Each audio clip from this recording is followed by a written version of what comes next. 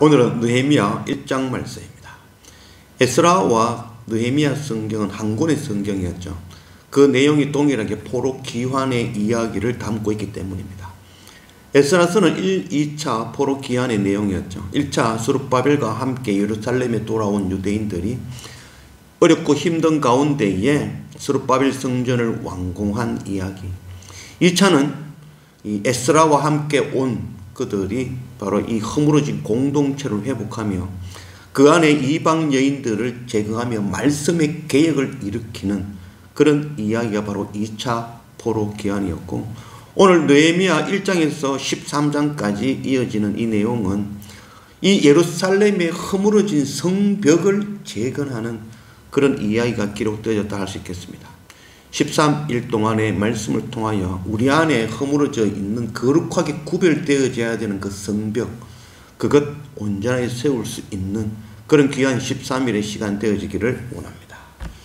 오늘 느헤미야 1장 1절 말씀, 하가랴의 아들 느헤미야의 말이라. 아닥사스다 왕 제20년 기스르 월에 내가 수상궁에 있는데 내 형제들 가운데 하나인 하나니가 두어 사람과 함께 유대에서 내게 이르기로 내가 그 사로잡힘을 면하고 남아있는 유다와 예루살렘 사람들의 형편을 물은즉 그들이 내게 이르되 사로잡힘을 면하고 남아있는 자들이 그 지방 거기에서 큰 환난을 당하고 능욕을 받으며 예루살렘 성은 허물어지고 성문들은 불탔다 하는지라.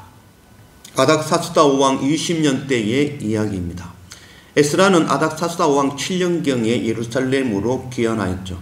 그로 13년 뒤 이 느헤미야의 이야기인 것입니다. 느헤미야의 동생 하나니가 예루살렘에서 갔다가 돌아올 때에 그에게 예루살렘의 상황을 물어본 것이죠.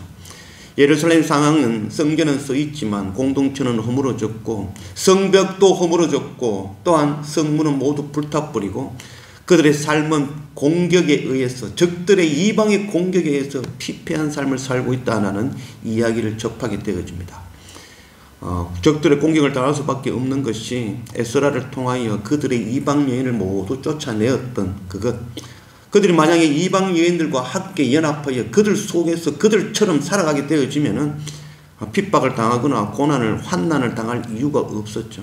그러나 그들이 하나님의 공동체를 형성하며 그들만의 삶을 살고 있는 것, 그들 적들의 공격에 의해서 그들의 삶이 피폐한 그런 상황이 되어졌던 것입니다. 4절 말씀, 내가 이 말을 듣고 앉아서 울고 수일 동안 슬퍼하며 하늘의 하나님 앞에 금식하며 기도하여 이르되 하늘의 하나님 여호와 크고 두려우신 하나님이여 주를 사랑하고 주의 계명을 지키는 자에게는 언약을 지키시며 긍휼을 베푸시는 주여 간구하나이다. 이제 종이 주의 종들인 이스라엘 자손을 위하여 주야로 기도하며 우리 이스라엘 자손이 주께 범죄한 죄들을 자복하오니 주는 귀를 기울이시며 눈을 여시사 종의 기도를 들으시옵소서. 나와 내 아버지 집이 범죄하여 주를 향하여 크게 악을 행하여 주께서 주의 종 모세에게 명령하신 계명과 율례와 규례를 지키지 아니하였나이다. 예루살렘 성벽이 허물어지며 문들이 불타고 그들의 삶이 피폐하다는 그 이야기를 듣는 느헤미야는 하나님 앞에 꿇어 엎드려 회개하였습니다. 그의 회개는 나와 내 아버지 집이 하나님의 법을 지키지 아니하며 범죄하였습니다 라고 고백하고 있는 것이죠. 저들의 죄를 나의 죄로 알고 하나님 앞에 엎드리며 회개하는 것입니다. 하나님 앞에 회개하여 엎드리는 것, 그 이후에 하나님께서 역사하시는 것이죠. 세상에서 가장 힘든 일이 자기의 죄를 인정하고 자복하는 것이죠. 다른 사람의 죄를 지적할 때에 그것 듣기 좋아하는 사람은 이 세상에 단 한 사람도 없을 것입니다. 그러나 자기 죄를 깨닫고 엎드릴 때 그때 하나님의 역사가 시작되어지는 것이죠. 다윗 왕은 태평천하를 만들며 가장 강력한 왕권일 때 그때 밧세바를 범하게 되어지죠. 그때 나단 선지자가 와서 책망할 때에 그 책망 앞에 꿇어 엎드린 자가 바로 이 다윗 왕이었죠. 반대로 므낫세 왕은 하나님을 떠나 악을 행할 때에 그때 그 므낫세 왕에게 하나님의 말씀을 전한 사람이 바로 이사야 선지자죠.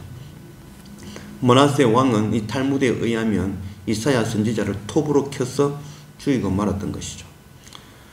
우리가 앞서 봤던 이 에스라도 동일하였죠. 이 백성들이 피폐한 그 삶을 보면서 자기의 죄로 깨닫고 하나님 앞에 자복하며 엎드려 회개하기 시작하였죠. 그 회개를 통하여 하나님의 백성들이 주께 나와 함께 회개하며 개혁이 일어나게 되어진 것이죠. 자기 죄를 깨닫지 못하면 결단코 하나님의 일은 경험하지 못하게 되어져 있습니다. 시편 14편 2절 말씀. 여호와께 하늘에서 인생을 굽어 살피사 지각이 있어 하나님을 찾는 자가 있는가 보려 하신즉 다 치우쳐 함께 더러운 자가 되고 선을 행하는 자가 없나니 하나도 없도다. 바로 다윗의 고백이죠. 선한 자가 하나도 없더라. 다윗 자신을 향하여 내가 죄인임을 깨닫고 엎드려 고백하는 말씀입니다. 로마서 3장 10절 말씀. 기록된 바 의인은 없나니 하나도 없으며, 그 다윗의 고백을 동일하게 이어서 사도 바울이 하는 고백입니다. 의인은 없나니 하나도 없구나. 나 또한 죄인으로 날마다 십자가 앞에서 죽어야 되는 자이구나 라를 깨달아 아는 것이죠. 로마서 3장 20절 말씀. 그러므로 율법의 행위로 그의 앞에 어렵다 하심을 얻을 육체가 없느니 율법으로는 죄를 깨달음이라. 우리가 날마다 말씀과 예배를 통하여 하나님 앞에 나아가는 이유는 그 말씀을 통하여, 율법을 통하여 내가 죄인임을 깨달아 알게 하시려는 것입니다. 날마다 말씀과 예배를 통하여 내가 죄인임을, 내가 가장 악한 자임을, 내가 죄인 중에 괴수임을 깨달아 알지 못하면 결단코 하나님의 일을 경험해 보지 못할 것입니다. 자기가 죄인임을 깨달아 알지 못하는 자는 하나님도 예수님도 십자가도 구할 필요가 없는 것이죠. 내가 죄가 없는데 하나님도 예수님의 그 죄를 씻으심도 내게는 필요치 않다라고 여겨지면 하나님께서 오실 수가 없고 하나님의 역사는 일어나지 않는 것입니다. 내가 죄인임을 깨달아 알 때, 감당 못할 그 죄 앞에 회개하며 엎드릴 때, 그때 십자가 예수 그리스도의 은혜가 우리와 함께 하실 것이며 하나님의 긍휼이 우리 가운데 부어지며 성령의 도우심이 우리 가운데 넘치게 되어지는 것입니다. 그것을 통하여 하나님의 일, 하나님의 역사가 일어나게 되어지는 것입니다. 날마다 말씀과 예배를 통하여, 율법을 통하여 내가 죄인임을 날마다 깨닫고 엎드릴 줄 아는 그런 우리 모두가 되어지기를 원합니다.